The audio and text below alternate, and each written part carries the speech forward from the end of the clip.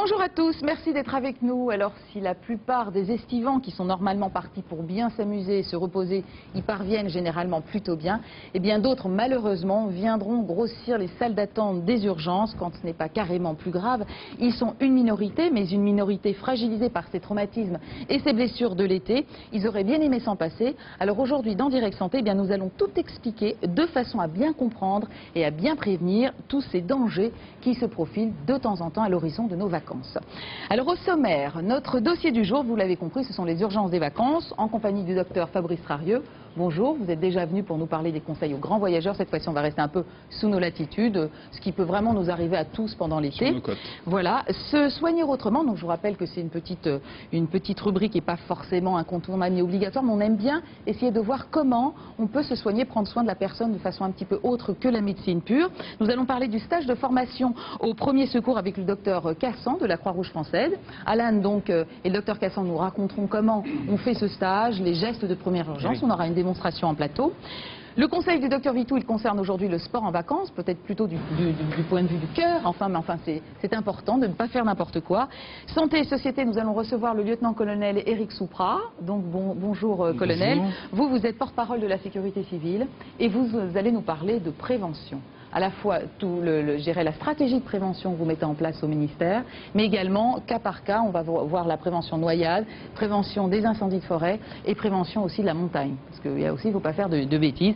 Et enfin, santé du monde, eh bien, nous recevrons le docteur Jean-Pierre Willem, qui est médecin aux pieds nus. Vous comprendrez tout à l'heure ce que cela signifie. Tout de suite, notre dossier du jour.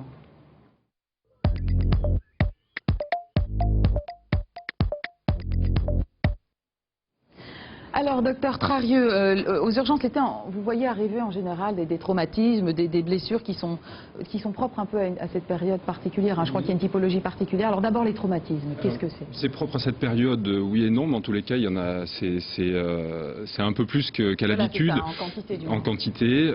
Les traumatismes, c'est essentiellement les traumatismes liés d'abord à tous les sports de plage, comme le beach volley, un peu tous les sports de ballon sur la plage, qui est un terrain relativement instable. Donc les traumatismes, en premier, on retrouve l'entorse de la cheville, qui est quand même la première urgence au monde. Oui, la première urgence au monde. Ah, on a compté ça? Oui, c'est compté, oui. L'entorse de la cheville, l'entorse des doigts, tous ces traumatismes qui sont d'allure bénin, mais finalement qui peuvent laisser des séquelles, comme par exemple les entorses de doigts, des séquelles de gros doigts ou des raideurs articulaires. Donc c'est quand même des choses qu'il faut prendre en compte et consulter quand on a ce genre de traumatisme. Et en général, ça nous gâche les vacances. Hop, on se ça gâche les vacances plus ou moins, parce que ça reste des traitements fonctionnels avec des immobilisations souples, dans la grande majorité des cas, et qui permettent quand même de poursuivre ces vacances sans l'activité physique responsable. Sans la main. Bras. Bon, allez jouer, nager avec un bras, enfin, on n'avait qu'à faire attention. Alors les sports qui provoquent ça, c'est le beach volley, voilà, tous les sports de balle ou de raquettes. Puis autre pathologie traumatique, il y a tous les claquages musculaires, des ruptures tendineuses sont possibles, ou des tendinopathies tout au moins, une tendinite, ce qu'on appelle classiquement la tendinite du tendon d'Achille, des tendinites de la voûte plantaire. Ça fait mal, oui, et ça oblige finalement à une immobilisation, un repos. Des tendinites donc de la voûte plantaire également. Puis toutes les tendinites du coude, du genou. C'est lié peut-être au sable, non? Parce qu'on n'a pas l'habitude de courir, de marcher dans le sable. Au sable, par exemple. Le footing dans le sable, c'est pas terrible. Non, c'est pas terrible. Donc on oublie, c'est pas bien. C'est pas terrible. Alors qu'on nous dit c'est formidable pour la voûte plantaire de marcher dans le sable. Oui, mais modérément. Ce que ne font pas les gens pendant les vacances. Alors, on a envie de se dire pourquoi tous ces traumatismes, à ce coup, c'est cette espèce de grande liberté. Oui, c'est ça, on devrait peut-être faire un peu de psychothérapie avant les vacances. Il faut se calmer. Faut se calmer. Il faut se calmer, il faut y penser avant, à qu'est-ce qu'on va faire, comment, est-ce qu'on peut reprendre un sport de compétition, entre guillemets, c'est comme une partie de tennis où on a un adversaire qu'on veut battre. On y reviendra tout à l'heure, je crois, mais peut-être privilégier des sports, tout au moins une reprise du sport un peu plus douce pour éviter ce genre de traumatisme. Il y a aussi les balades, on se tend la cheville, on verra avec le colonel Souprat qu'en montagne on va pas faire le Mont Blanc en basket. Et il y en a. Hein, donc vous entendez, pas de haute montagne en Basse-Tête, des choses comme ça. Et les fractures, il y a des choses quand même beaucoup plus graves, ça va être plus rare aussi quand même. Plus rare, évidemment en pourcentage, mais oui, il y a toute la pathologie traumatique qui nécessite un traitement orthopédique par une immobilisation plâtrée ou un traitement chirurgical, c'est-à-dire une réduction de la fracture chirurgicalement. Là, c'est toutes les fractures de poignet. Les fractures de poignet, ça c'est dans les sports, le vélo, la moto, le jet ski, ce genre de choses. Les fractures du scaphoïde qui est un petit os du carpe fort embêtant parce que la consolidation prend grosso modo 3 mois. Donc ça, c'est des traumatismes beaucoup plus embêtants, des traumatismes liés au sport. Voilà. Alors, il y a autre aspect donc, des urgences, c'est les brûlures. Les brûlures, alors c'est aussi bien le barbecue. Alors, le barbecue, ça va être convivial. Faut oublier que ça sent un peu le graillon déjà, moi je trouve. C'est très agréable. Et puis c'est dangereux pour les enfants. C'est dangereux pour les enfants. Ça, c'est des brûlures qu'on voit souvent l'été. Et pour les parents qui font cuire, mais bon. Bien sûr, pour les parents, mais surtout pour les enfants.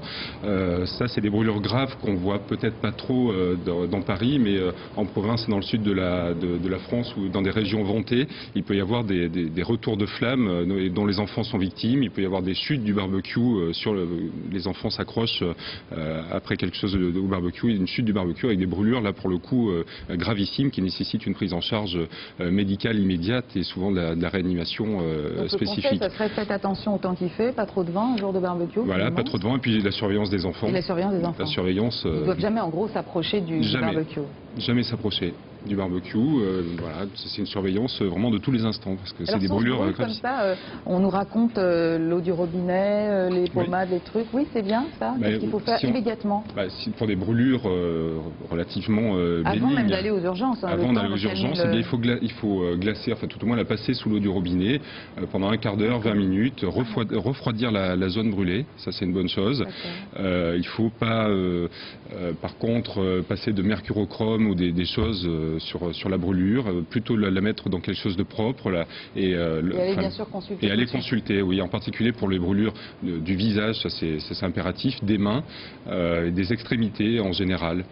Une brûlure du 2e degré superficielle est constituée de ce qu'on appelle une cloque. La flictène, ça signe le 2e degré superficiel qui nécessite des soins spécifiques prescrits par un médecin. Alors quand on arrive aux urgences, c'est quelque chose d'un peu grave, comme ça c'est une question un peu pratique. On peut passer avant les gens, parce qu'à chaque fois on se dit, il y a la... Oui, il suffit de demander, non? On demande, enfin c'est vrai, on a l'impression que on a l'impression qu'il y a vraiment une petite faille, même si bien sûr c'est pas de la faute donc des services en eux-mêmes, mais quand on fait la queue, qu'on a mal, est-ce qu'on peut dire, voilà, c'est plus grave que les autres? Non, vous ne pouvez pas dire. Vous pouvez parler de votre douleur, évidemment. Un médecin, non, mais une infirmière qui fait le tri. C'est l'infirmière d'accueil et d'orientation. Dans tous les services d'urgence, maintenant, c'est fait de cette façon. Et qui fait un tri, parce qu'il y a quand même besoin de faire un tri en fonction de la gravité du cas. Et plus le cas est grave, plus on passe vite, évidemment. Alors, autre brûlure classique, le coup de soleil, on en a parlé l'autre jour, on avait une émission sur la dermato, sur la façon, on nous disait qu'il ne faut pas s'exposer au soleil, avoir un coup de soleil, c'est plutôt de la prévention, mais aujourd'hui, voilà, crac, on s'est quand même fait griller au soleil, on a un coup de soleil. Alors, il y a plusieurs degrés de gravité. Le coup de soleil classique que tout le monde connaît, c'est une brûlure du 1er degré. Ça, c'est le coup de soleil. C'est la peau rouge. C'est la peau rouge, voilà, c'est un érythème, ça brûle, c'est chaud, ça peut gratter, ça c'est la brûlure du 1er degré. Donc là, qu'est-ce qu'on peut faire? Eh bien, effectivement, arrêter l'exposition solaire d'abord, pour la suite, mettre un t-shirt pour les jours qui suivent. Pour un 1er degré, on peut appliquer des crèmes hydratantes sans prendre de risques, dans la mesure où il n'y a pas de cloque, qui signe un 2e degré superficiel. D'aller consulter, c'est le coup de soleil de base, on va à la pharmacie, on est bien conseillé en général. Voilà. Oui, tout à fait. Pour le coup de soleil classique de base. Le 2e degré, c'est quoi? Le 2e degré, c'est une brûlure plus grave où il y a l'apparition de cloques. Ça signe le 2e degré superficiel tout au moins. Qui est dû toujours toujours la même chose, mais une exposition Beaucoup solaire plus longue. plus longue. En général, à partir de combien d'heures d'exposition on arrive au 2e degré pour une peau Tout dépend de la latitude sous laquelle on se trouve. En mer, vous disiez c'était en mer, bateau oui. essentiellement. En bateau essentiellement, et ça il faut. On ne se rend pas compte, c'est ça? Il y a du vent? Non, on ne se rend pas compte, il y a du vent. Parfois, le soleil peut être caché, et sous des latitudes tropicales, on prend quand même une dose d'UV très importante. Donc sur la demi-journée, c'est largement suffisant. Et les cloques, elles arrivent tout de suite ou c'est un effet retard? Non, tout de suite. Oui, enfin relativement rapidement. Voilà. Et là, il faut aller quand même chez le médecin. Il faut consulter, oui. Parce qu'il y a des soins particuliers à faire. Il ne faut pas s'amuser seul à percer les cloques et à mettre du mercurochrome dessus. Il y a des risques de surinfection de ces brûlures. Alors, puis du coup, parlez-nous du coup de chaleur, l'insolation. Là, on n'a pas forcément pris de coup de soleil, mais alors c'est la tête, c'est quoi ça? Oui, le coup de chaleur, ça peut se voir chez des gens qui restent exposés au soleil une journée entière. Même avec un t-shirt, uniquement la tête, par exemple, si on n'a pas de chapeau. Ah oui, c'est exposé à une chaleur importante pendant longtemps. Là, ça s'est caractérisé plutôt par c'est caractérisé par une fièvre supérieure à 40, un grand malaise, une déshydratation, et puis dans la plupart des cas, ça se passe si la personne est jeune et en bonne santé et qu'elle va pouvoir se réhydrater, se mettre à l'ombre. Donc là, il faut boire beaucoup. Il faut boire beaucoup, mais il faut quand même. On est souvent obligé de consulter quand même. Voilà, du paracétamol, mais on est quand même obligé de consulter parce que c'est le coup de chaleur, proprement dit, c'est quand même quelque chose de grave. D'accord. C'est grave, il faut consulter. Alors, il y a aussi un autre problème qui se présente, c'est la photosensibilisation. Ce sont les médicaments qui ont une mauvaise réaction au soleil. Oui, c'est un peu ça. C'est-à-dire qu'il y a certains médicaments qui sont nombreux, qui photosensibilisent la peau, et lors de l'exposition solaire, même relativement fugace, on peut avoir une prise de teinte de la peau qui est pas tout à fait adéquate. Il faut lire la notice. Il y a des antibiotiques, des anti-inflammatoires. Dans toutes les classes de médicaments, il y a des médicaments photosensibilisants. Habituellement, le médecin le dit pour les plus fréquents, mais il faut quand même lire les notices des médicaments avant de s'exposer. On a une éruption, quelque chose comme ça? Non, c'est souvent des teintes particulières de la peau. Oui, une teinte carotte, violet, vert, les dents parfois. C'est vrai? Ah bon? Mais on vient vous voir alors, d'un seul coup on a les dents jaunes, tiens, c'est pas normal. Oui, j'imagine. Ou violette, ou rose, ou bleu. Hein? Voilà. Non, mais plus sérieusement, c'est grave ou pas? Il faut arrêter le médicament? Il faut arrêter l'exposition. Il faut arrêter l'exposition. D'accord. Il faut arrêter l'exposition. C'est différent de l'allergie solaire. L'allergie solaire qui s'appelle en médecine la lucite. La lucite, d'une façon générale, il y en a beaucoup de différentes, mais là qui est une réaction allergique de la peau à l'exposition solaire. Alors tout à l'heure on va parler prévention, vraiment noyade avec le colonel Soupra, mais dites-nous alors quels sont les différents types de noyades? Il y a aussi ce problème bien sûr, que vous voyez arriver aux urgences, c'est le plus classique en bord de mer quand il y a des rouleaux, c'est ce qui fait peur aux gens du moins. Classiquement il y a trois grands types de noyades, ou quatre plutôt. Il y a ce qu'on appelle l'aquastress, ça c'est la victime qui n'a pas inhalé de liquide. Donc ça c'est une victime qui est consciente, choquée, mais consciente et qui respire. Alors c'est dû à quoi ça? Comment ça vient? Ce que vous appelez l'aquastress? C'est-à-dire que cette noyade, on s'imagine justement qu'on inhale du liquide. Qu'on inhale du liquide, oui. Ça c'est avant l'inhalation. C'est-à-dire que c'est sorti, la personne est sortie avant d'inhaler du liquide. D'accord, ok. Et puis après, il y a quand même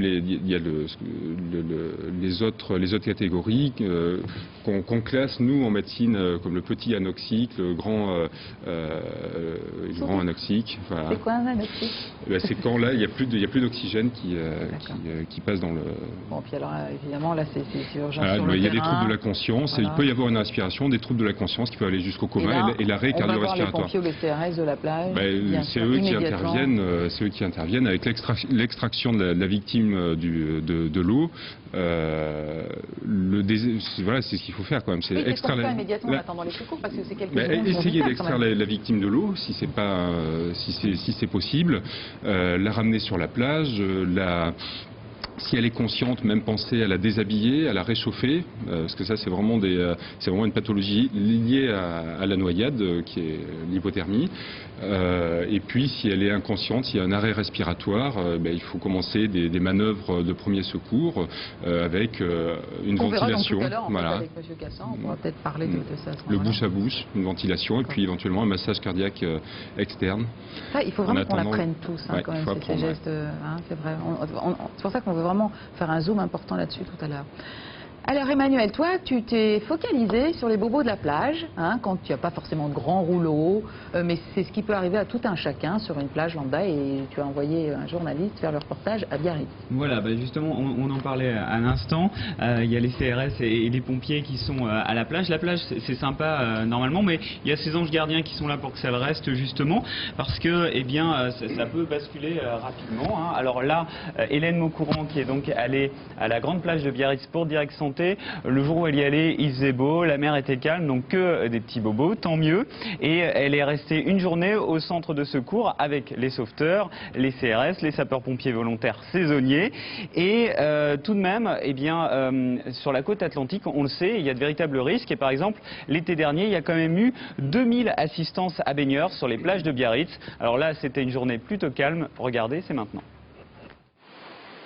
15 000 personnes sur le sable, 3 000 dans l'eau. La grande plage de Biarritz, c'est un peu une ville dans la ville. Votre attention s'il vous plaît. Mesdames, messieurs, nous vous rappelons que sur toute la longueur de la grande plage de Biarritz, la baignade et les activités de glisse telles que bodyboard et surf sont réglementées. Au poste de secours, il faut gérer tous ces touristes, pas toujours très prudents. Il y a beaucoup plus de monde au fil des ans. La grande plage est grande, mais bon, elle devient de plus en plus petite, vu la densité de population que nous accueillons chaque année. Le phénomène de masse entraîne automatiquement des accidents supplémentaires. Et beaucoup de petits bobos, écorchures, piqûres de vives ou de méduses. En cas de problème, c'est ici, au poste de secours, qu'on vient se faire soigner. Et là, en fait, on a simplement fait un petit soin, bon, rien de grave, elle s'était ouvert le pied avec un petit bout de verre, et on est là aussi pour rassurer, même si c'est pas pour soigner des gros soins. On l'a rassurée, la fille on l'a désinfectée, voilà, rien de plus. Elle revient nous voir si ça va pas. Rien de grave sur ce cas-là. À peine le temps de respirer, la valse des soins se poursuit. Tu t'es piqué? Oui, il a pêché Dans les rochers. Et puis d'un seul coup, il m'a dit ça me pique au pied. Un peu de pommade pour soulager la douleur et surtout rassurer la maman. En cas de problème comme là un bobo, une coupure, une piqûre, quelque chose, on sait qu'on pourra être soigné tout de suite. Effectivement, s'il faut aller après aux urgences, ils sauront nous dire où nous diriger et nous guider, quoi. Au pic de l'été, plusieurs dizaines de personnes se font soigner chaque jour par les maîtres nageurs de la grande plage de Biarritz. Rien de très grave le plus souvent. Ça se limite exactement au secourisme de base, c'est-à-dire ce que vous venez de voir, ni plus ni moins. Maintenant, tout ce qui est acte chirurgical, on n'y touche surtout pas. Même pas on ne fait pas de piqûres, rien de tout cela. Ça s'arrête vraiment dans le secourisme de base. Le bobo, on désinfecte, on évacue sur différents hôpitaux en collaboration avec les médecins régulateurs que nous avons. On retrouve le reste de l'équipe sur la plage. Le travail des MNS, c'est 90% de prévention. Du haut du Mirador, il faut surveiller la zone de baignade pour prévenir les noyades. En fait, avec les jumelles, on regarde déjà les personnes qui s'éloignent du bord, savoir comment elles sont, comment elles nagent. On regarde leurs traits de visage, savoir si elles sont bien ou pas bien, si elles font la grimace ou si elles rigolent. Et on voit en fait si elles sont en difficulté ou pas à l'aide des jumelles. Un coup de sifflet pour appeler à l'ordre les baigneurs imprudents. Les MNS patrouillent maintenant le long du rivage. C'est comme ça tout l'été sur la grande plage de Biarritz. Voilà, je me suis rapproché du docteur Trarieux parce qu'on va justement voir par rapport à ces petits bobos comment ça a on l'air peut... de bien, mais c'est bien énervant quand même.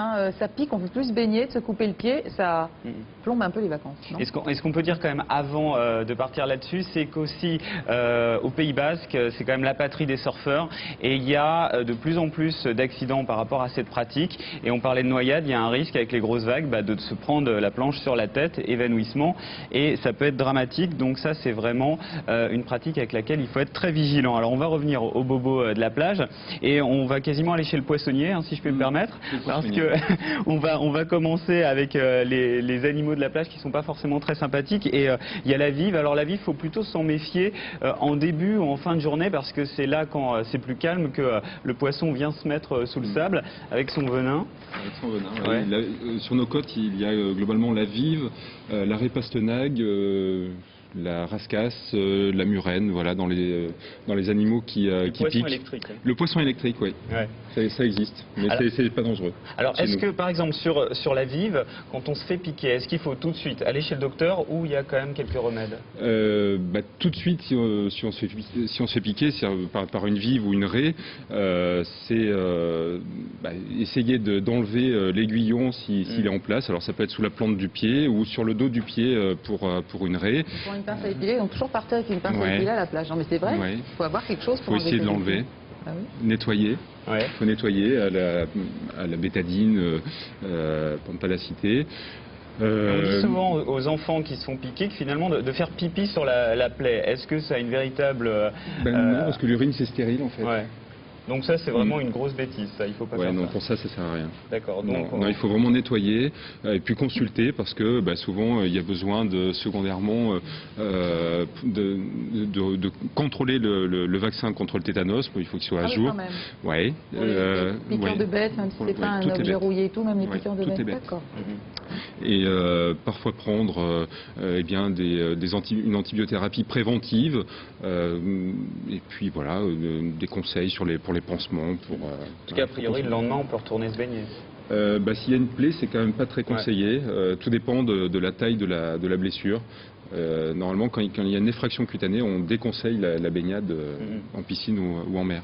Alors, autre mésaventure désagréable sur la plage, ce sont les méduses qu'on peut croiser. Alors là, ça correspond à de l'urticaire finalement. Sur nos côtes, c'est toujours urticariant. C'est une évolution toujours favorable. C'est rouge, ça gratte, ça chauffe, mais l'évolution est favorable. Il n'y a pas de méduses toxiques. Ça ressemble un peu à une décharge électrique, à une brûlure pendant qu'on est en train de nager. Oui, c'est une envenimation assez complexe dans le cadre des méduses. Pour les méduses vraiment venimeuses, on peut nettoyer la brûlure avec du sable, avec de la farine, pour essayer de faire un agglomérat des petites vésicules qu'on a encore sur la peau. On peut faire ça. Alors on va rester dans les sujets sympas avec les mycoses et justement tout le risque qu'il y a avec les combinaisons de plongée. Oui, alors les combinaisons de plongée, il y a des risques de transmission bactérienne et peut-être virale si la personne précédente a des lésions cutanées profondes, et si soi-même on en a. Donc, quoi, du talc dans ça? Normalement, elles sont nettoyées. Faut demander à ce que les envoyer aux urgences qui arrivent vraiment? Non, voilà. Non. Mais peut-être au retour de vacances. Peut-être au retour de vacances. Maintenant, après, faire le rapport entre les deux, c'est sûrement pas évident, mais ça peut exister. Et puis les mycoses des plis, parce que les gens parfois restent en maillot de bain une journée entière, un maillot de bain humide, donc il peut y avoir des développements de petits champignons dans les plis. Dans les piscines, pas forcément. Oui, les champignons plantaires, tous les champignons. Voilà. Mais ça, c'est des trucs quand même pas très très graves. Allez, on va aller là sur un sujet un petit peu plus ludique, tout en restant informatif, parce qu'on va voir les gestes qui sauvent, et il y a maintenant une compétition qui est organisée. Il y a une tournée des plages. Alors on appelle ça le beach game, les beach games, et c'est des épreuves de sauvetage côtier. On va regarder tout de suite d'ailleurs, parce qu'on a des images pour bien comprendre comment ça se passe. Alors c'est une discipline sportive qui devrait même faire son apparition au JO. Et ça vient de Californie et on a la petite musique d'Alerte à Malibu, je crois d'ailleurs, et d'Australie. Alors tout simplement, c'est pour apprendre les gestes qui peuvent sauver quelqu'un, baigneur ou surfeur en péril en mer, lorsque l'incident se situe près de la plage. Alors vous voyez, il y a différentes disciplines. On commence avec la course, c'est le sprint sur la plage, et il faut se débrouiller pour aller vite. Donc là, c'est tout simplement du sport, mais c'est véritablement indiqué comment s'y prendre si on voit un problème au large, proche de la plage. Et puis on va voir d'autres épreuves. Là, c'est le surf. Alors c'est allongé sur la planche en ramant à l'aide des bras, donc c'est pour aller au plus près de la personne qui est en danger et puis pouvoir la ramener évidemment avec cet accessoire. Et puis on va voir aussi du kayak en mer, ça devrait arriver. Donc ça se passait cet été sur les plages. Très vite pour aller chercher il faut vraiment les secondes là sont sont vitales. Et il y a eu toute une tournée, ça vient de se terminer. C'était aussi bien sur la côte Méditerranée que la côte Atlantique. Donc là c'est très alerte à Malibu, mais les maillots de bain sont pas rouges. Là c'est du kayak de mer, donc en plus c'est la discipline en vogue. Et là l'épreuve, puisqu'il y a véritablement des épreuves, il faut aller contourner des bouées qui sont à 300 mètres. Vous voyez, hop. Ça fait les bras. Et puis on va finir avec une autre épreuve, tout simplement la natation avec un sprint au départ de la plage. Et ce qu'il faut savoir, Isabelle, c'est que la France se situe en très bonne position, puisque c'est la meilleure nation européenne dans cette discipline. Elle se place au 4e rang mondial derrière l'Australie, la Nouvelle-Zélande et l'Afrique du Sud. Bon, voilà. On a de la chance de regarder les dernières images là. Ah oui. Donc ce sont des petits jeunes qui s'affrontent et puis qui vont réussir comme ça à gagner. Il faisait beau et c'est pas le cas actuellement à Paris. Ça paraît peut-être un bord de mer. Ah oui. Qu'est-ce qu'on fait là, franchement? Une émission de télé, remarquez bien. Et voilà, dans de très bonnes conditions. Bon, alors maintenant, voilà, Alan, oui. Avec le docteur Cassan, vous allez nous parler de ces fameux gestes de premier secours. Il existe un stage organisé par la Croix-Rouge. Donc, docteur Cassan, merci d'être avec nous. Vous êtes le médecin conseil national de la Croix-Rouge et vous avez donc mis au point ce fameux stage qu'on devrait tous faire, hein, je pense. Tout à fait. Docteur Cassan, merci de nous avoir rejoint. 18 000, c'est le nombre de personnes qui meurent chaque année en France d'accidents dans un environnement domestique, qu'il s'agisse de la maison, de la route, etc. Il faut savoir qu'on a tous le don de pouvoir sauver des vies grâce à des stages de formation comme ceux organisés par la Croix-Rouge. On parle notamment du stage de l'AFPS, c'est l'attestation de formation au premier secours. Parlez-nous un petit peu du stage. Alors d'abord il faut dire que c'est un diplôme qui est donné par l'État, c'est-à-dire c'est sous l'égide de la sécurité civile que la Croix-Rouge, comme d'autres organismes, les sapeurs-pompiers, d'autres associations, délivre cette formation qui est en d'une dizaine d'heures, va nous permettre d'apprendre les gestes qui sauvent. Alors là aussi il faut couper la tête à une idée reçue, le geste qui sauve on va pas le faire sur un inconnu.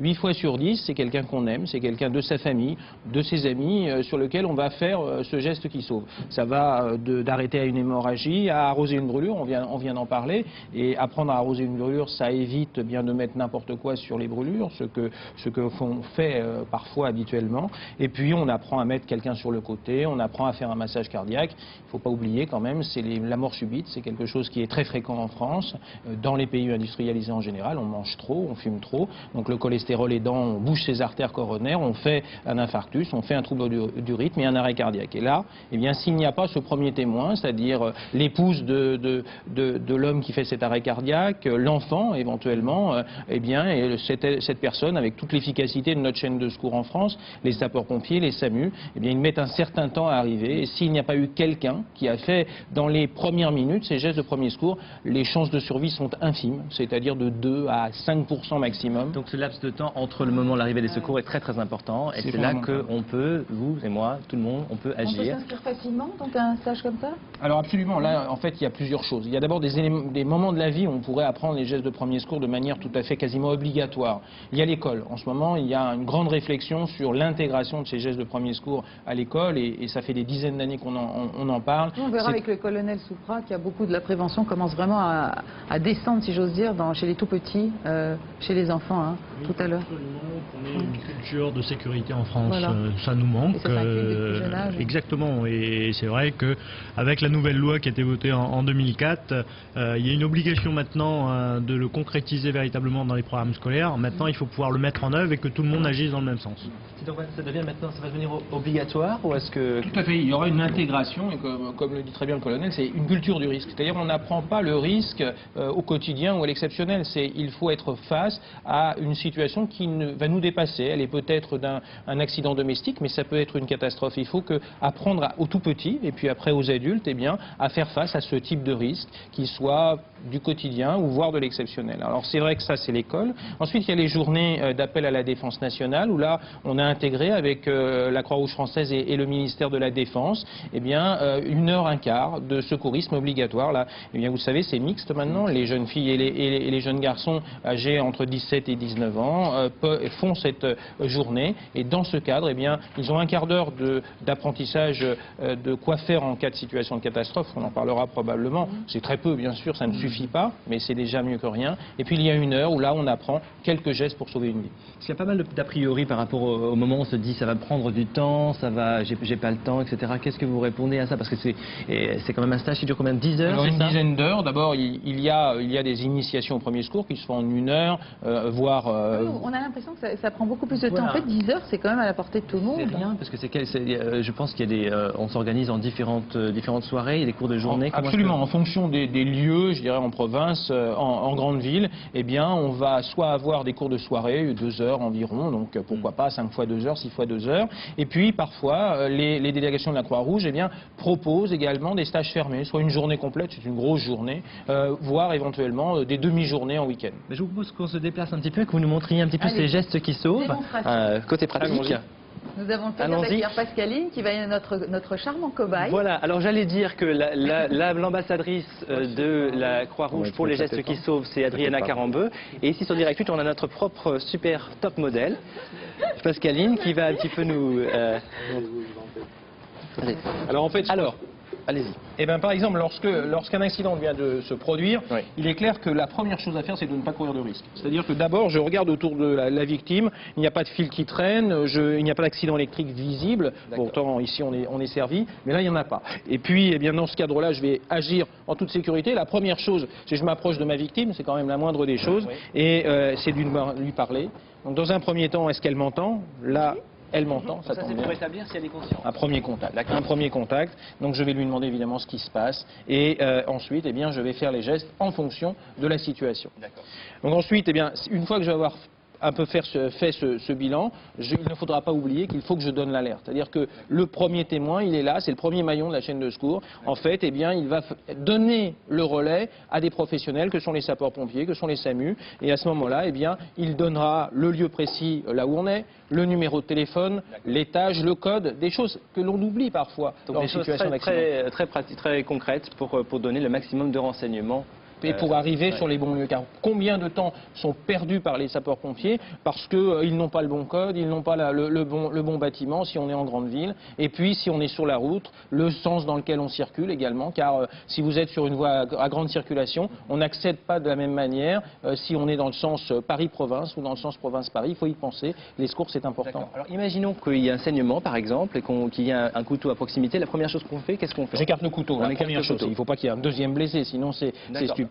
Peut-être qu'on peut des fois oublier ce genre de choses, particulièrement en situation de groupe où un accident peut se passer. Absolument, c'est éviter le suraccident, c'est ce qu'on dit classiquement. Et puis ensuite, là, elle saigne, eh bien j'appuie parce que, n'oublions pas, d'abord, je suis dans un environnement qui est familial. C'est dans la cuisine qu'elle s'est fait ça. Elle est en train gentiment de préparer l'apéritif et en coupant, eh bien, elle s'est coupé le bras. Ça saigne, en fait, eh bien j'appuie. J'appuie, j'allonge. Si c'est une hémorragie, eh bien, suffisamment importante, en fait, restez appuyé. Donner l'alerte au secours et ensuite eh bien, faire venir les sapeurs-pompiers et l'emmener à l'hôpital si ça nécessite par nos collègues urgentistes eh bien, une prise en charge. Si c'est bien sûr une petite coupure, c'est très différent, puisque si on est dans le cadre d'une petite coupure, je le prendrai en charge moi-même. Alors, quoi qu'il arrive, pas de garrot. Alors, c'est la chose la plus simple. Il faut dire que toute hémorragie s'arrête en appuyant dessus. S'il y a un corps étranger, c'est quelque chose de différent. J'appuierai peut-être autour du corps étranger. En tout cas, je ne l'enlèverai jamais. Et en attendant, eh bien, de toute façon, je peux toujours appeler le 15 et là, j'aurai un conseil médical en attendant les secours. Une autre situation qui arrive fréquemment, l'étouffement. On est en train de manger à table et tout d'un coup, quelqu'un commence à s'étouffer. Qu'est-ce qu'on fait? Alors là, on va peut-être... Venez avec moi. Venez sur La personne se présente à moi, en fait, elle est en train, là encore l'apéritif, c'est pas le lieu de tous les dangers, mais pourquoi pas, elle s'étrangle, elle se présente à moi, en fait, en n'ayant plus aucun bruit, elle est en train d'étouffer.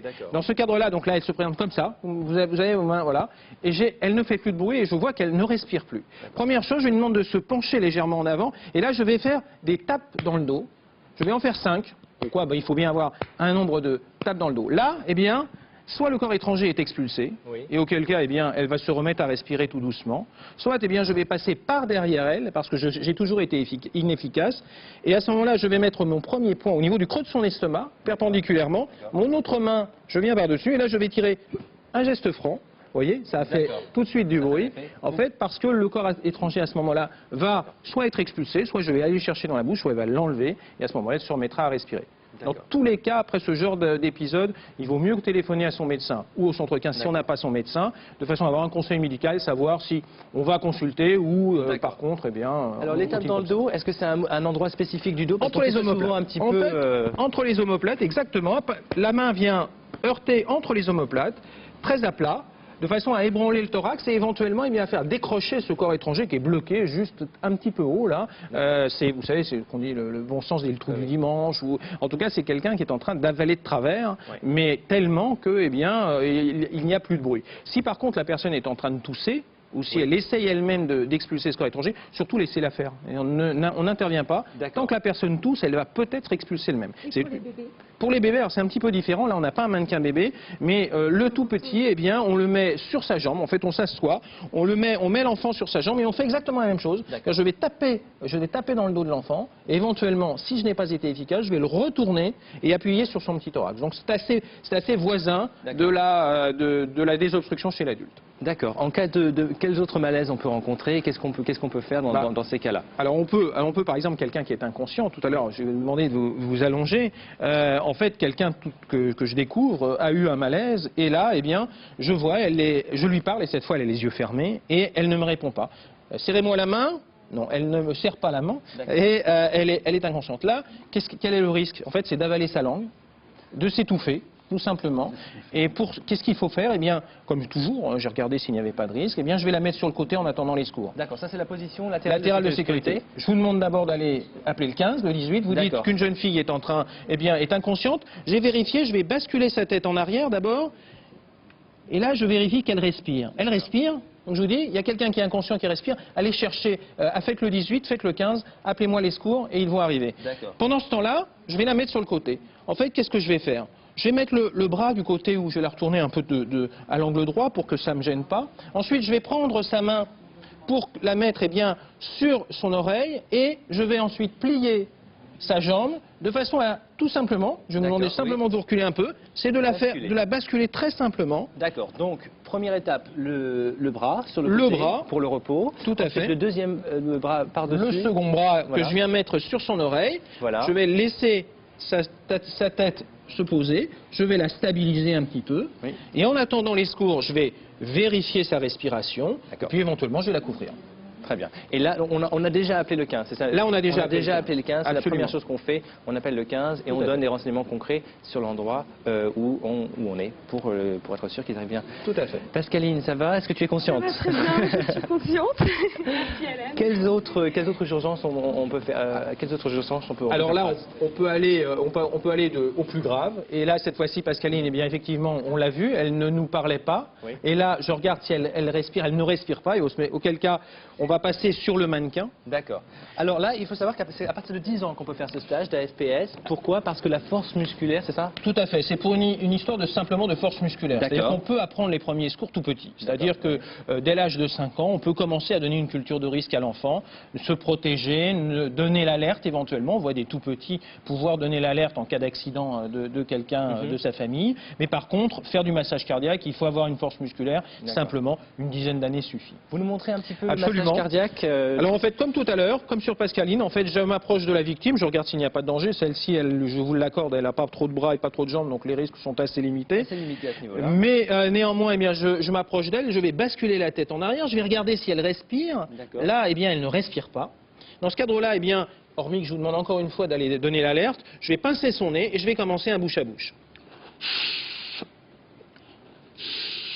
Je souffle deux fois. On voit bien le... Oui, vous avez vu le thorax, qui se soulève. En fait, la victime ne réagit pas. Donc elle est en arrêt cardiaque. Et dans ce cadre-là, eh bien, je vais commencer l'alternance de bouche à bouche et de massage cardiaque. Là où appuyer, eh bien, en fait, pendant ces stages, on apprend, c'est un geste simple. Bien sûr, télévisuellement, on ne peut pas simplement apprendre, il faut le faire. Bien sûr, réellement. bien sûr. Ça, c'est un geste important. Je vais en fait couper le sternum en deux. Je vais poser ma main, le talon de ma main au niveau du sternum. Et ensuite, je vais faire des appuis sternaux, une quinzaine. Ensuite, 3, 4, 5, 6, 7, 8, 9, 10, 11, 12, 13, 14 et 15. Et je viens faire de bouche à bouche. Donc 15 bouche à bouche. 15 bouche à bouche pour 15 massage cardiaque pour 2 bouche à bouche. D'accord. Et ça jusqu'à l'arrivée des secours. D'accord.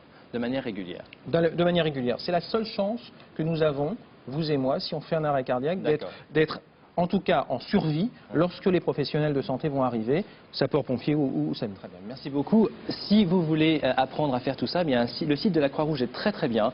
Croix-rouge.fr et sur la page d'accueil, vous avez un encart spécifique qui parle de la FPS, de l'attestation de formation au premier secours. Il y a je crois que c'est un petit peu partout en France, et puis tous les 10-15 jours, dans chaque région, dans chaque département, il y a des formations organisées soit par la Croix-Rouge, soit par les pompiers, il me semble. Et donc on peut sauver des vies avec ça. Je recommande également, il y a 2 petits livres. Alors ça, c'est le guide du sauveteur, les gestes qui sauvent, la Croix-Rouge française.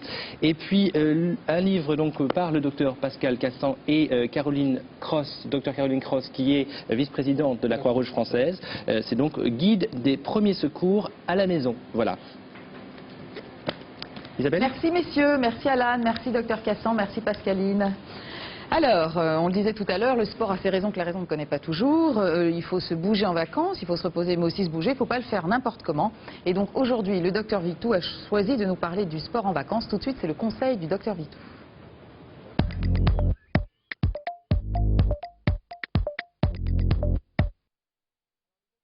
Va nous expliquer qu'il faut s'adonner au sport intelligemment, sagement. Il ne faut pas se mettre à reprendre une compétition, un rythme de compétition tout de suite.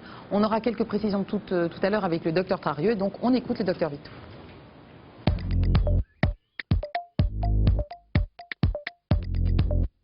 Les vacances sont certainement la période la plus idéale pour prendre de bonnes résolutions à tous les niveaux. Alors évidemment, en vacances, on doit repenser éventuellement à son régime, ce qu'on ne fait pas. On doit repenser également certainement à profiter, à reprendre une activité physique. Une activité physique, c'est pas grand-chose en fait. Il suffirait que nous fassions simplement une demi-heure d'activité physique 3 fois par semaine pour bénéficier de l'activité sportive. C'est pas grand-chose, une demi-heure 3 fois par semaine. On ne le fait pas parce qu'on n'a pas le temps, parce qu'on est pris par nos activités socio-professionnelles. N'empêche qu'il faut essayer de le faire. Donc c'est vrai que les vacances sont certainement une période particulièrement opportune pour redéclencher, repenser à faire du sport.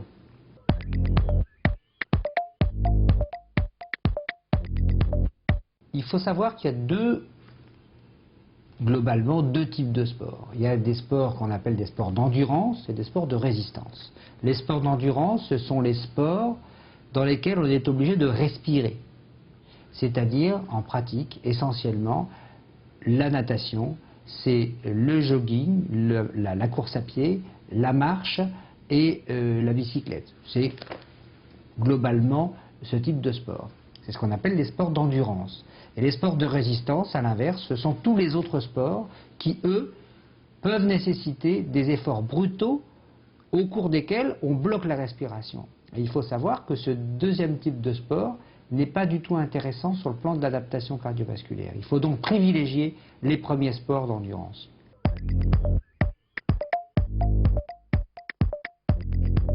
On ne devrait s'autoriser des sports de résistance que si on a une endurance suffisante. C'est-à-dire que si on est un adepte du tennis, par exemple, qui est l'archétype du sport de résistance, eh bien il faudrait préalablement faire régulièrement un petit peu d'endurance avec de la course à pied, par exemple, ou de la natation ou de la bicyclette. Ça, c'est vrai pour tout le monde. Maintenant, évidemment, il faut adapter son sport, le sport, à ses propres capacités physiques. Et ça, c'est une règle d'or. Il n'est pas question de chercher à faire des performances, L'idée, c'est de profiter des vacances pour faire plus de sport, pour reprendre goût au sport, mais il n'est pas question de faire des performances, il n'est pas question de faire de compétition en vacances, surtout que les conditions atmosphériques en général sont très défavorables. Et il faut savoir également que lorsqu'on fait du sport, à nouveau, on se déshydrate très très vite. Et il faut boire énormément, beaucoup plus que si on était allongé au bord de la plage.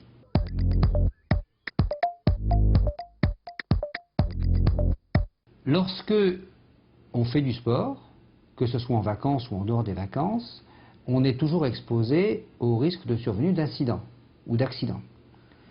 Et le type même d'accidents qui peuvent survenir chez des gens qui ne font pas de sport habituellement, qui ne sont pas entraînés, c'est bien sûr les claquages musculaires. On n'a pas l'habitude de courir, on veut courir pour reprendre l'exercice physique et on se retrouve avec un problème articulaire ou musculaire. Il faut donc systématiquement le faire de façon très progressive.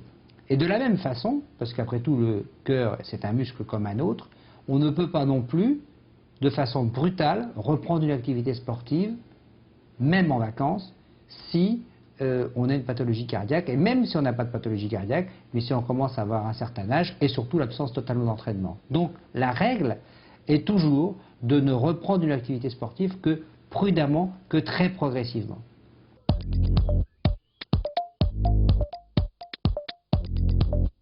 Il faut tout protéger. Il faut protéger les yeux, il faut protéger la tête, il faut protéger le corps. On sait parfaitement bien qu'on ne devrait jamais faire une activité, même si ce n'est pas une activité sportive, mais une simple activité de plein air, d'extérieur, dans une atmosphère chaude et ensoleillée, sans avoir une casquette, des lunettes et un t-shirt. On ne devrait jamais voir des gens pendant des heures et des heures être dehors torse nu, parce que là, à ce moment-là, c'est plus la même chose, mais c'est un problème de peau, un problème de risque cutané, et puis également, toujours, un problème de déshydratation. On se déshydrate beaucoup plus si on n'a pas un vêtement qui nous protège du soleil. Avant de continuer avec Dr Trarieux donc sur les sports à pratiquer ou ne pas pratiquer en vacances, Alain, tu avais quelque chose à rajouter donc sur le... Simplement faites-le, ce stage, c'est vital, à tout âge, on peut le faire, on peut aménager son temps. Et il faut savoir que si 20% des Français étaient formés, eh bien 10 000 vies seraient sauvées par an. 10 000 vies, ça vaut le coup de décrocher son téléphone ou d'aller sur le site internet. Alors on a un numéro de téléphone justement, 0820 16 17 18. Donc c'est pour l'inscription, c'est ça? C'est pour la Croix-Rouge française. La Croix-Rouge française. Et bien sûr, www.croix-rouge.fr. J'arrive jamais à les dire, les sites internet. Oui, c'est les tirets qui me posent problème. Bon, alors, docteur Trarieux, donc on vient d'écouter le docteur Vitou, le sport, bien sûr, se bouger. Surtout pas penser que les vacances, c'est ne rien faire du tout. Voilà, le cœur, il faut le muscler, etc. Il ne faut pas faire n'importe quoi. Quels sont les sports les plus dangereux qu'on peut être amené à pratiquer en vacances? Les sports les plus dangereux, je dirais que c'est les sports... Dangereux parce qu'on n'est peut-être pas préparé. Voilà, qu'on n'a pas l'habitude de pratiquer, qu'on a pratiqué il y a longtemps, ou qu'on pratique pour la première fois lors de stages. Les sports les plus dangereux, à la mode, il y a le jet ski par exemple, dont les accidents ressemblent aux accidents de moto, avec des traumatismes du rachis cervical, qui peuvent être gravissimes, avec des paralysies, des tétraplégies séquelaires. Ça se retourne beaucoup plus. Quand on tombe sur l'eau, c'est quoi? Ça va vite, quoi. Ouais, ça va vite. À 70 km/h sur l'eau ou 80 km/h sur l'eau, en tombant, pour peu qu'on soit en maillot de bain, ça fait des gros dégâts, de brûlures, de fractures, des fractures des poignets en particulier, comme une chute de moto, un petit peu. Donc on a l'illusion que l'eau c'est mou, mais non, pas à cette vitesse-là. Non, pas à cette vitesse-là.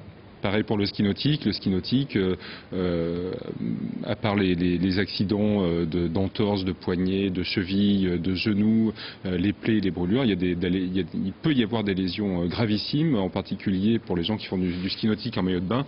C'est des lésions des organes génitaux externes, avec des lésions qui peuvent être gravissimes pour le ski nautique. Parce que pareil, 70 km/h sur l'eau, quand on tombe...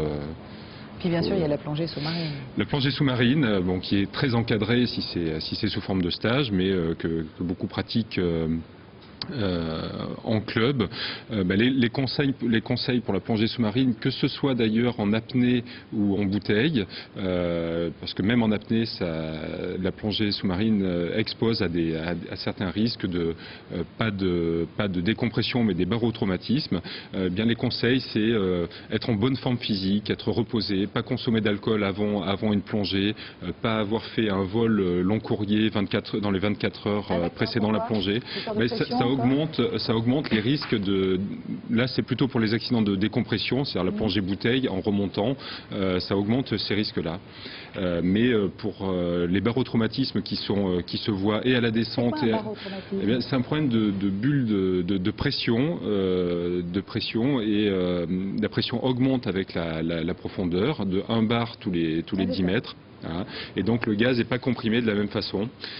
Donc on peut avoir des accidents tout bêtes, comme si on ne sait pas équilibrer les pressions, comme le plaquage du masque sur le visage avec un saignement de nez, une hémorragie sous-conjonctivale, des choses comme ça.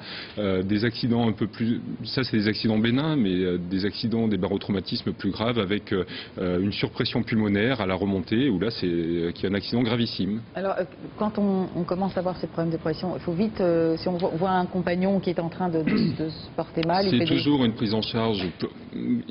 On peut toujours conseiller une prise en charge médicale, une consultation médicale, et toujours mettre un problème, même si il n'en a pas l'air, en rapport avec la plongée. C'est-à-dire, il ne faut pas étiqueter mal de mer, quelqu'un qui se sent pas bien, qui a perdu l'appétit. Il faut absolument consulter. C'est sûrement un problème de barotraumatisme ou d'accident de décompression. Bon, on a eu des précisions. Après, on verra tout ce qui concerne la montagne avec vous, justement. Donc, merci d'être avec nous. Lieutenant-colonel Soupra, donc vous êtes porte-parole de la sécurité civile. Oui. Donc, on vous retrouve dans un instant, parce que l'intérêt, c'est qu'il faut quand même comprendre pourquoi on s'est fait mal, ce qui s'est passé, mais le mieux, c'est bien sûr de prévenir. Donc, tout de suite, c'est notre rubrique Santé et Société.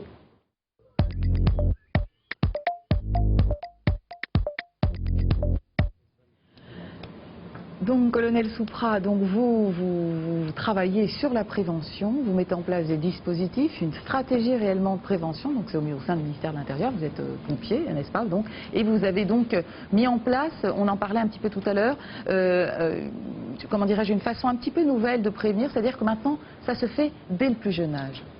Oui, en fait, c'est bien beau de savoir les gestes et c'est tant mieux qu'il y ait des émissions comme celle-là où on parle de savoir quoi faire lorsqu'il y a un malaise, lorsqu'il y a des événements sur les noyades, etc. Mais si on peut éviter à ce qu'il y ait des accidents, c'est encore mieux.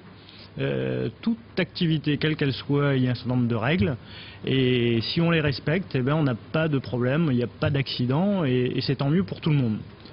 Pour les sapeurs-pompiers, pour les acteurs du secours, pour les associations et pour les urgentistes. Donc tout le monde est gagnant si on arrive à respecter un certain nombre de règles et à éviter qu'il y ait un accident, tout simplement. Alors parlez-nous donc de cette nouvelle loi qui rend véritablement le citoyen acteur de sa sécurité. Exactement. En fait, ce qu'on a voulu faire, c'est rendre véritablement responsable le citoyen parce qu'il est véritablement le premier acteur. Le docteur Cassandre parlait tout à l'heure d'une chaîne médicale, d'une chaîne de secours. Eh bien, le premier maillon, c'est pas le sapeur-pompier, c'est pas le spécialiste, c'est véritablement le premier témoin et voire même celui qui se met en danger. Ne pas s'y mettre. Exactement. Voilà. Et donc c'est donc le citoyen lui-même. S'il se prépare, vous parliez tout à l'heure d'activité physique, en fait tout est possible en vacances à condition de bien se connaître, de bien connaître ses limites et ne pas se mettre dans les extrêmes. Lorsqu'on est à la plage et qu'on reste au soleil avec ses enfants pendant 3-4 heures, eh ben, c'est dangereux. C'est dangereux pour ses enfants. Donc là, la surveillance, les règles de bon sens sont évidentes. Encore faut-il les mettre en œuvre. Voilà, ils ne sont pas batifolés les enfants inconsciemment un peu partout. Il faut les laisser battre, mais... juste un exemple. Cet été encore, on a eu un poste de secours de sapeurs-pompiers, un enfant de 3 ans. Les parents se sont déclarés 3 heures après l'arrivée de cet enfant à l'intérieur du poste de secours. C'est-à-dire pendant 3 heures, les parents n'étaient même pas au courant que leur enfant était parti. C'est vous dire l'évidence même de la vigilance et de la responsabilité de tout à chacun. Et on ne peut pas en vouloir à cet enfant quand même de vouloir jouer. Parents, oui, on a un peu envie d'en vouloir aux parents. Je ne voulais pas... J'espère que vous leur donnez une petite correction verbale. Non, mais parce qu'il faut un peu quand même être... Oui, on a toujours l'aspect répressif, c'est vrai, il le faut, mais il faut aussi qu'il y ait cette prise de conscience en France. Si véritablement il y a cette prise de conscience et qu'elle est véritablement effective sur le terrain, eh ben, je peux vous dire qu'on mettra beaucoup moins de vies en danger. Oui, par exemple, à la plage, pour parler de la plage, c'est un grand espace, il y a plein de monde, on peut facilement perdre un petit, bien sûr, on ne perd pas des yeux. On ne le laisse pas aller tout seul à l'eau et revenir, même si on croit qu'on le voit. Je pense qu'il y a des tas de choses comme ça de bon sens auxquelles on ne pense pas forcément, mais qu'il faut quand même marteler.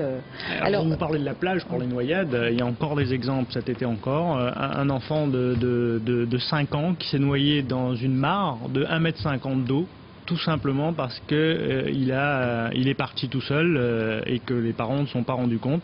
Malheureusement, on l'a retrouvé dans la mare de 1,50 m noyé. Et puis là, on vient encore d'entendre aux informations un enfant, pourtant la piscine qui était protégée, et quand même un petit enfant qui avait disparu. Donc on pourra mettre en place toutes sortes de règles, toutes sortes de matériel pour justement détecter et faire en sorte qu'il n'y ait pas d'accident. Mais la vigilance des parents, la vigilance de tout un chacun est indispensable, à vos souhaits, quelles que soient les règles. Il faudra véritablement être vigilant à tous les instants. Vous parlez de la plage l'été, mais il y a aussi les feux de forêt. Oui, mais ça, alors voilà, on en parlera dans un petit moment. On va voir effectivement les informations, le flash info. Mais juste avant, je voulais que vous nous disiez pourquoi c'était si important de commencer dès le plus jeune âge et ce que vous mettiez concrètement en place dans les écoles. En fait, on considère, avec l'INPES, qui est un organisme aussi qui travaille sur la prévention pour l'éducation de la santé, du ministère de la Santé, on travaille ensemble et on s'est rendu compte que les actions de prévention pour les adultes comme première cible, c'est pas là où on est véritablement efficace. Tout se joue au niveau de l'enfance et ce à l'enfance à tout niveau avec un grand E, c'est-à-dire qu'on commence véritablement très jeune, à la maternelle, à connaître les gestes. Oui, on va y travailler notamment par exemple pour l'incendie, quelle conduite à tenir lorsqu'un incendie se déclare chez soi, mettre en place effectivement des matériels qui peuvent aider, tels que le détecteur, l'avertisseur de fumée, mais aussi ramper au sol, etc. Et ça peut se faire dès le plus jeune âge, c'est-à-dire à la maternelle.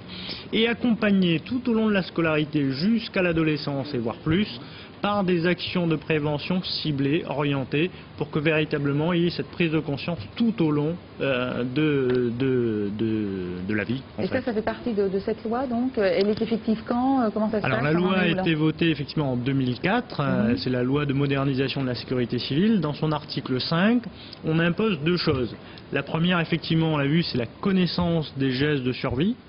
Mais la deuxième chose qui est tout aussi importante, c'est véritablement la connaissance des risques.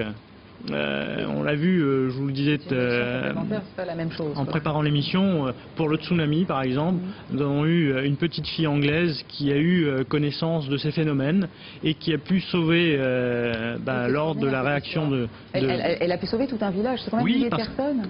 Plus de 3000 personnes qui ont été sauvées parce qu'elle a alerté ses parents, elle a expliqué que c'était les signes d'un tsunami avec le retrait de la mer et qu'il fallait évacuer et ils ont couru sur toute la plage, alerté tout le monde et il y a eu 3000 personnes, plus de 3000 personnes sauvées. Ça veut dire que lorsqu'on connaît le risque, lorsqu'on se connaît, véritablement on peut éviter des drames. Et c'était une petite fille anglaise, c'est ça, c'est-à-dire qu'on avait enseigné un risque tel que, alors qu'il y a peu de chances en Angleterre qu'il y ait un tsunami, donc il faut vraiment enseigner tous les risques qui existent sur la planète aux enfants où qu'ils se trouvent. Exactement. Alors il faut d'abord bien entendu commencer par les risques les plus proches dont on est au quotidien dans son village. Lorsqu'on entend les sirènes par exemple et qu'on a un barrage hydraulique, une usine, Céveso ou autre, tous les mercredis on a ces sonneries pour voir si ça fonctionne. Je ne suis pas sûr qu'en France tout le monde est véritablement connaît véritablement les bons gestes, les bons réflexes à avoir lorsqu'il y a ce genre d'événement qui se passe. Quelle est la bonne conduite à tenir? Et ça, comment est-ce qu'on peut l'acquérir? Voilà, moi je suis adulte, il y a des tas de choses que je ne sais pas.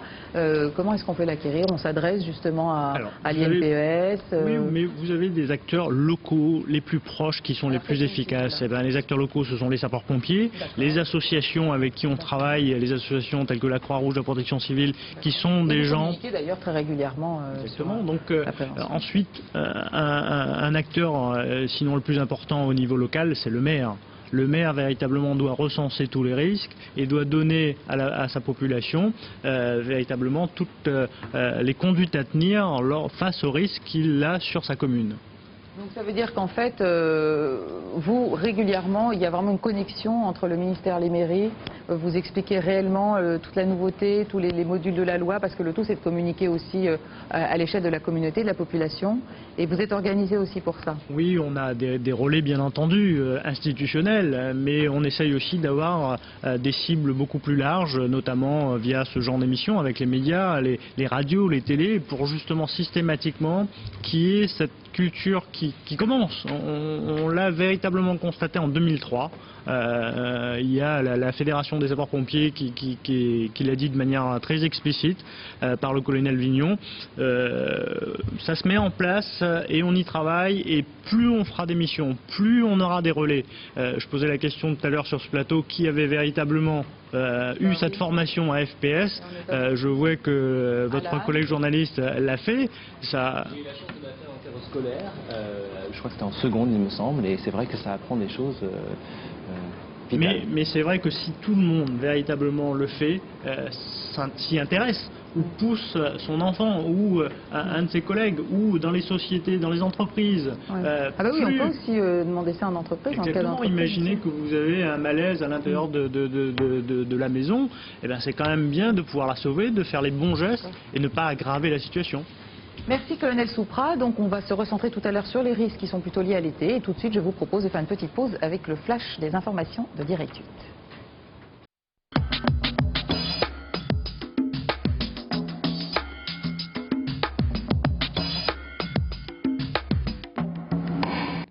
Nous sommes de retour sur le plateau de Direct Santé consacré aujourd'hui aux urgences de l'été. Nous allons poursuivre notre discussion avec le colonel Soupra. Donc nous parlions donc de toute cette politique de prévention mise en place donc par le ministère de l'Intérieur, donc avec la sécurité civile, avec d'autres, bien sûr, en collaboration avec d'autres ministères. Donc aujourd'hui, on va plutôt, enfin maintenant, on va plutôt parler des risques qui sont liés forcément à l'été aux vacances. Ça va être la noyade, la montagne et les feux de forêt. Donc déjà, parlons déjà de la noyade, combien de noyés chaque année en France? Trop. Un seul noyé, c'est déjà de trop.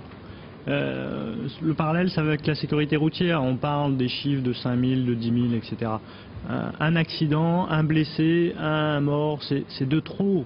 Il ne faut pas essayer de comparer les chiffres. Véritablement, si on peut tout faire pour éviter qu'il y ait un accident chez soi, eh ben, on a gagné. Donc, véritablement, l'objectif, c'est de descendre en dessous de tout accident, aller vers véritablement zéro mort, zéro blessé, zéro accident. Alors, noyade, qui dit noyade dit bain de mer ou bain en piscine. Donc, quelles sont les précautions élémentaires à prendre avant d'aller se baigner l'été?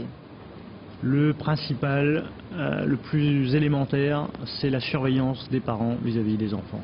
C'est véritablement là. Oui, parce que les noyades, ça s'applique plutôt aux petits. Pas seulement, mais déjà là, au niveau des enfants, si on a cette surveillance qui est effective et efficace, eh bien on aura moins de décès. Le deuxième, c'est respecter les règles évidentes de sécurité. Je me rappelle encore l'an dernier, sur les plages méditerranéennes, lorsque les sapeurs-pompiers, lorsque les maîtres nageurs demandaient aux personnes adultes de sortir de l'eau, elles sortaient, on tournait le dos, on s'en allait 100 mètres plus loin, elles étaient encore dans la mer. Et on a eu 9 morts en un week-end. 9 morts.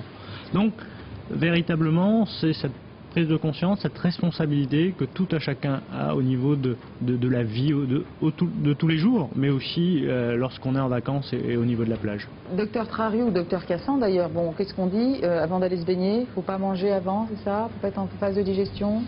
En fait, là, il y a surtout une bonne règle, c'est d'abord avoir le bon sens. C'est-à-dire, vous venez de vous bronzer pendant des heures, il est hors de question de sauter dans l'eau brutalement. C'est histoire de manger ou pas, non. Je crois on fait évidemment, vous avez fait un repas pantagruélique, vous n'avez pas fait un exercice physique derrière. C'est pas terrible non plus, mais par contre, il faut avoir du bon sens, il faut effectivement demander aux enfants, mais aux adultes également, de rentrer progressivement dans l'eau pour éviter un certain nombre d'incidents. Et puis après, eh bien, je crois que la réflexion autour d'un risque, c'est ce qui va permettre d'éviter l'accident et pourquoi pas l'objectif zéro accident. Hein. Moi je pense aussi que... La signalisation sur les plages. Vous avez des maîtres nageurs sauveteurs qui connaissent véritablement bien les endroits, là où il y a des courants, des baïnes notamment sur, sur la côte atlantique. Tout à l'heure. Ce sont des gens qui ne sont pas là pour empêcher de prendre du plaisir, bien au contraire. Et malheureusement, on s'en souvient qu'après l'accident, malheureusement. Alors maintenant la montagne, hein, on n'a pas encore beaucoup parlé dans cette émission, c'est important. Beaucoup de gens, le tourisme vert est en pleine extension et ça passe aussi par l'affection nouvelle des personnes pour la montagne, même si on n'a toujours pas assez. Mais bon, parce que c'est vrai que c'est formidable, mais souvent on fait un peu n'importe quoi. On voit des gens faire des grandes randonnées avec des baskets, etc. Donc vous, quel est votre conseil? Alors là aussi, la montagne véritablement de plus en plus prisée au niveau des vacances d'été. Là aussi, le bon sens. Lorsqu'on désire de partir en randonnée, eh ben, c'est de prendre connaissance de la météo. Pour ne pas être surpris. Et chaque année, on entend aux informations des gens qui sont partis alors qu'on avait annoncé un orage quand même. Hein. Voilà, donc, écoutez la météo, quand il pleut, quand il y a de l'orage, on ne part pas. Hein, voilà. On se prépare, on regarde la météo non pas que le matin mais aussi l'après-midi, notamment si on part en longue randonnée, mais aussi préparer un minimum, son sac à dos doit être prêt pour le lendemain pour sa randonnée. Ça veut dire qu'il faut, voilà, il faut mettre de l'eau, parce que véritablement il faut, lorsqu'on se dépense physiquement, eh bien, il faut se ravitailler en eau. Il faut avoir un minimum de trousses de secours, avec notamment une couverture de survie, parce qu'on ne sait jamais ce qui peut se passer. Et ensuite, il faut signaler sa randonnée, le lieu de départ, le lieu prévisible de rentrée, pour que justement, si jamais les personnes se retrouvent bloquées, ben, quelqu'un puisse déclencher les secours. On prend des portables aussi, les téléphones portables, parce qu'on peut nous repérer avec le téléphone portable allumé. Oui, on peut vous repérer, parce que si vous êtes encore conscient et que vous donnez votre position exacte, bien entendu, pour les secours, ça va être beaucoup plus facile. Mais véritablement, travaillons sans. On part d'un gîte, et ben on donne l'information aux responsables qui reste, qui doit prévoir notre retour. Et ben on leur dit qu'on va faire une randonnée de 4 heures, on reviendra normalement vers midi. Si en fin de journée on n'est toujours pas là, bien évidemment on va déclencher. Donc du coup les secours se déclenchent plus rapidement. Parlez-nous du mal des montagnes, docteur Trarieux. C'est un mal quand même qui affecte pas mal de personnes. Donc c'est l'altitude qui cause ça. On a quoi comme symptômes? C'est l'hypoxémie relative, c'est le déficit relatif en oxygène, ce qui est pas tout à fait le cas, mais c'est un problème de pression en oxygène qui crée un déficit dans le sang en oxygène et ça provoque classiquement des céphalées, des troubles gastro-intestinaux de façon tout à fait bénin. Des nausées, absolument. C'est pas grave si c'est que des céphalées et on peut attendre une journée après, ça passe de soi-même, mais ça peut l'être avec parfois une obligation d'utiliser un caisson hyperbare. Ça peut survenir au-dessus rapidement, juste au-dessus de 2000 mètres, à partir de 2000 mètres d'altitude et pour une exposition à l'altitude à partir de 4 à 12 heures d'exposition. Donc ça peut survenir rapidement, pour une montée rapide. Pour terminer, une petite phrase, même si ça concerne effectivement la santé, mais un feu de forêt, voilà, qu'est-ce qu'on fait, les gestes élémentaires pour qu'il n'y ait pas d'incendie, et quand on est chez soi aussi, qu'est-ce qu'on fait si on voit un feu arriver? Quand on a une maison dans le sud, il faut absolument débroussailler. C'est véritablement l'acte le plus important pour se mettre soi-même en sécurité et permettre aux sapeurs-pompiers non pas de s'intéresser aux maisons isolées, mais véritablement s'intéresser au feu pour le canaliser et l'arrêter le plus rapidement possible. On a encore trop vu cet été, dans les Alpes de Haute-Provence par exemple, des campings détruits parce que le débroussaillage n'était malheureusement pas effectué de manière efficace. Et lorsque ce débroussaillage est réalisé, on a vu que les maisons sont épargnées par le feu, les personnes sont en sécurité et il n'y a pas de dommages corporels en tous les cas. Merci beaucoup, colonel Soupra, pour tous ces précieux conseils. Puis bien sûr, le conseil, messieurs, vous êtes d'accord, on ne panique pas quand il se passe quelque chose, quand il y a un feu qui arrive. Surtout apprendre à garder son calme, son sang-froid, sinon on fait un peu n'importe quoi. Ça s'apprend, j'imagine, une espèce d'autosuggestion. Alors, Thomas Soto, tu nous as rejoint. Donc, Thomas, tu vas nous parler d'une magnifique aventure humaine, médicale, enfin bon, en compagnie du docteur Jean-Pierre Willem. Donc, c'est tout de suite l'objet de notre rubrique Santé du Monde.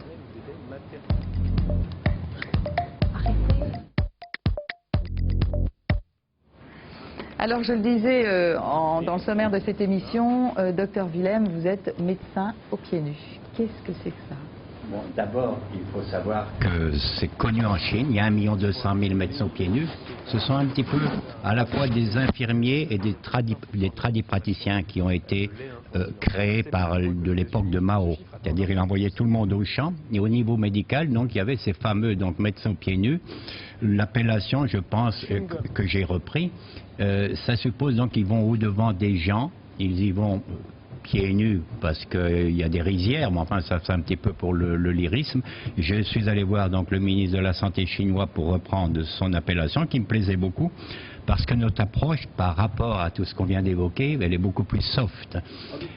Votre association Médecins pieds nus a été créée en 1987. Oui. Fort de deux constats. Le premier, c'est l'OMS, l'Organisation mondiale de la santé, qui le dit, les 2/3 de l'humanité aujourd'hui n'ont pas accès aux soins de santé de base. Et le deuxième constat, c'est que l'aide internationale et la médecine occidentale sont très efficaces dans des situations d'urgence, des catastrophes, des guerres, des catastrophes naturelles.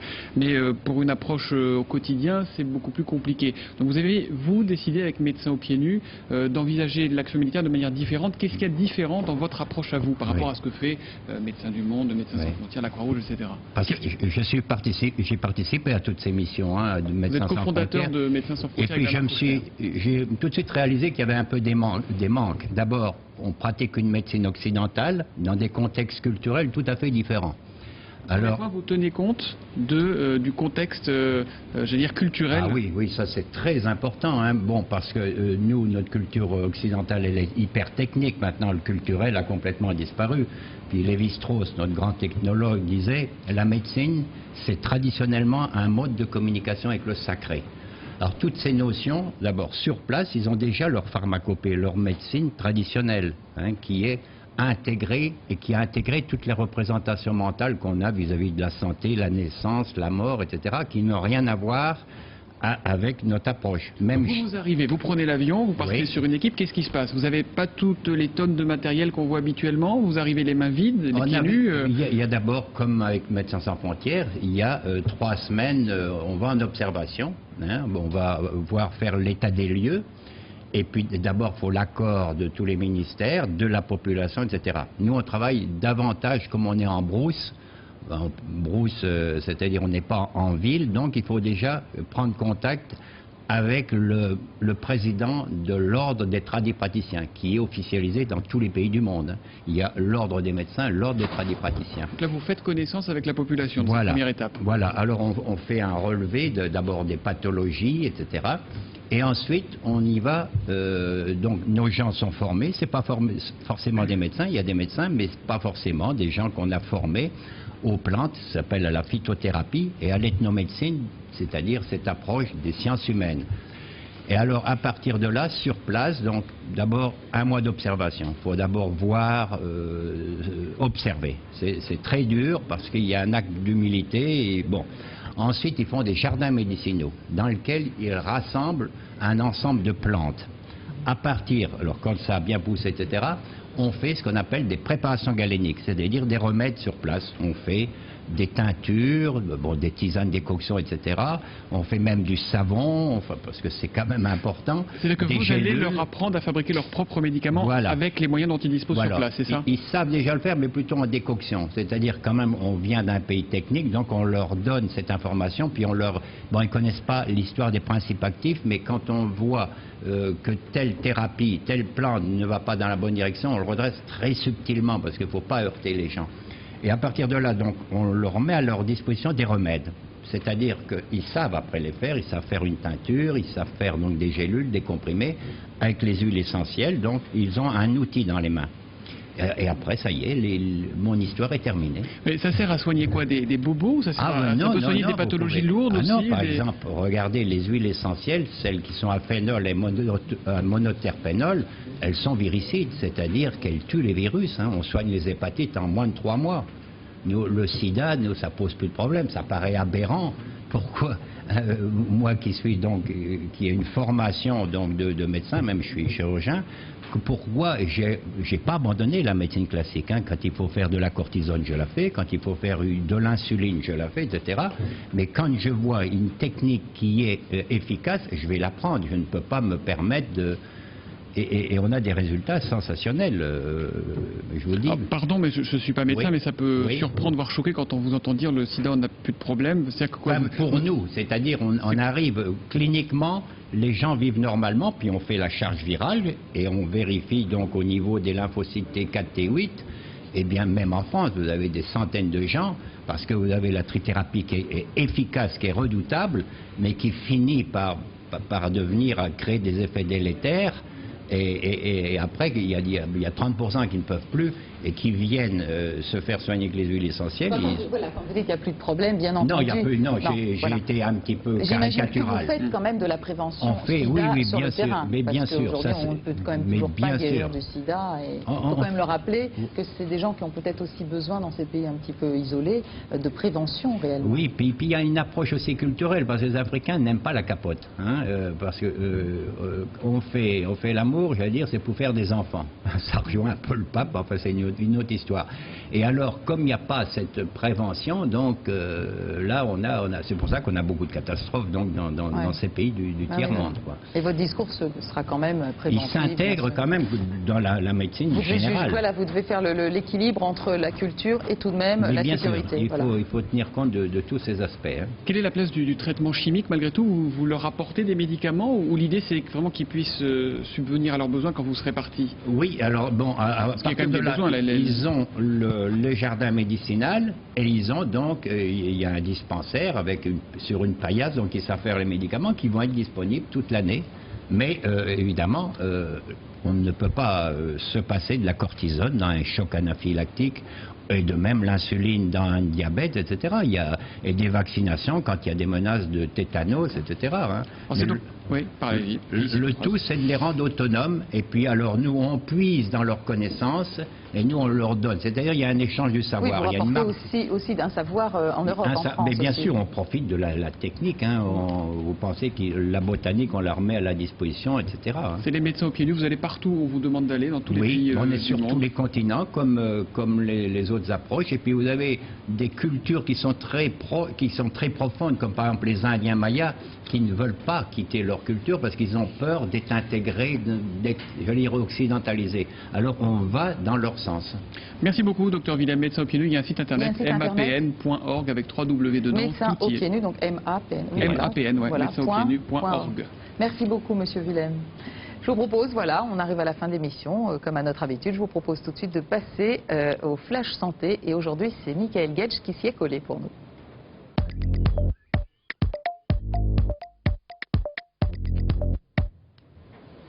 Bonjour Isabelle, bonjour à tous. Le ministre de la Santé confirme sa volonté d'accélérer le plan de santé mentale.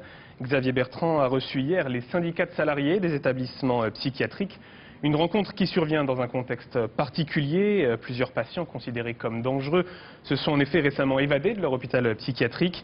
Aux côtés de Xavier Bertrand hier se trouvait Jean Castex qui est le directeur de l'hospitalisation et de l'organisation des soins. On l'écoute.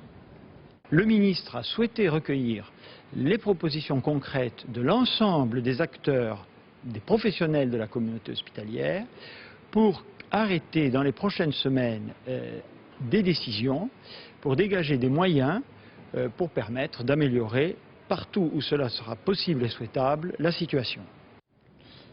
Et puis autre réaction hier après la réunion avec Xavier Bertrand, celle de Denis Basset du syndicat FO Santé. On l'écoute.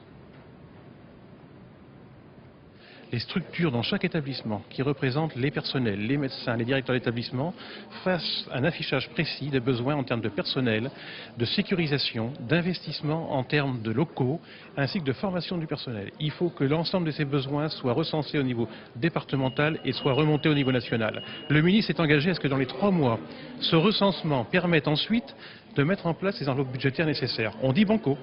On va participer à ce recensement précisément, département par département, et on va faire en sorte de voir si avant la fin octobre, comme lui-même il l'a annoncé, eh bien, les moyens seront mis en place pour faire en sorte qu'on réponde aux besoins de santé publique qui seront affichés par les hôpitaux psychiatriques. Le bloc opératoire d'un grand hôpital marseillais a été fermé hier à la suite d'une plainte d'une partie du personnel. Plusieurs agents de l'hôpital Nord de Marseille souffrent en effet de nausées, de vomissements et de maux de tête. C'est ce qu'a indiqué le syndicat CGT de l'établissement. Conséquence, eh bien, le bloc est fermé jusqu'à dimanche. La direction a décidé d'appliquer le principe de précaution. Une série de contrôles et d'analyses de l'air va être effectuée. Les interventions qui étaient programmées sont donc reportées de quelques jours. Quant aux interventions d'urgence, elles sont assurées par les autres sites hospitaliers de la ville. On prend à présent la direction de la Grande-Bretagne. Les députés britanniques souhaitent réguler la vente de sperme et d'ovules sur Internet.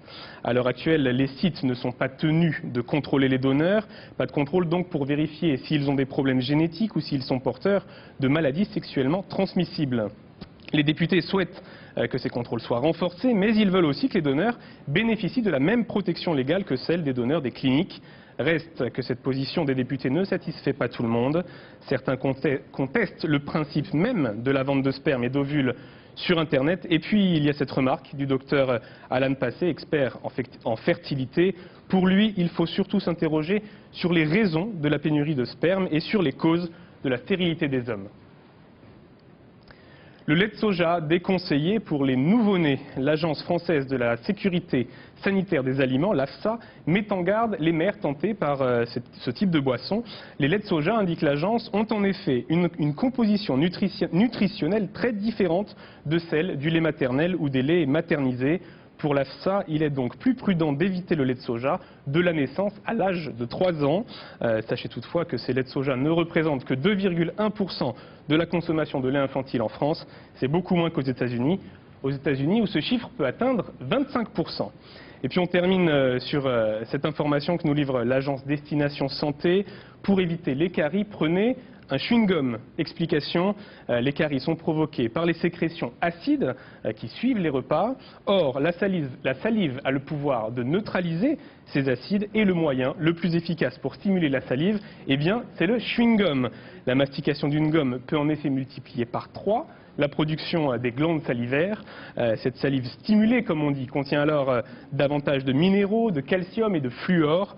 Elle contribue à la reminéralisation de l'émail et donc à la prévention des caries.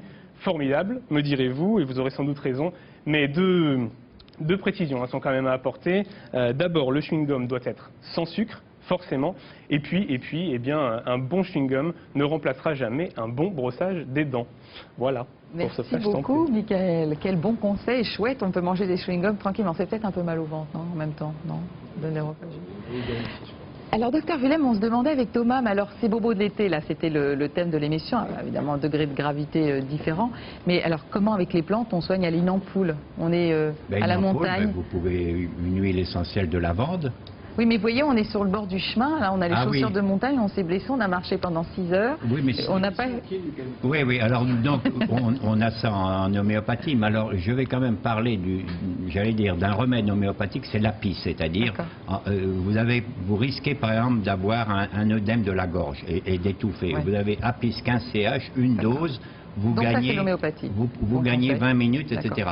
Quand vous n'avez pas de cortisone sur le coude, vous pouvez avoir gagné votre vie comme ça. On en reparlera de toute façon beaucoup plus longuement de l'homéopathie, bien sûr. C'est une médecine alternative et confirmée qui nous intéresse beaucoup. Je vous remercie à tous d'avoir été présents sur ce plateau, d'avoir participé à cette émission. C'est passionnant. Donc un conseil, ne paniquez pas et soyez très attentifs aux risques de l'été. Nous nous retrouvons très bientôt dans un prochain Direct Santé. Je vous dis au revoir et bonne fin de journée sur Direct 8.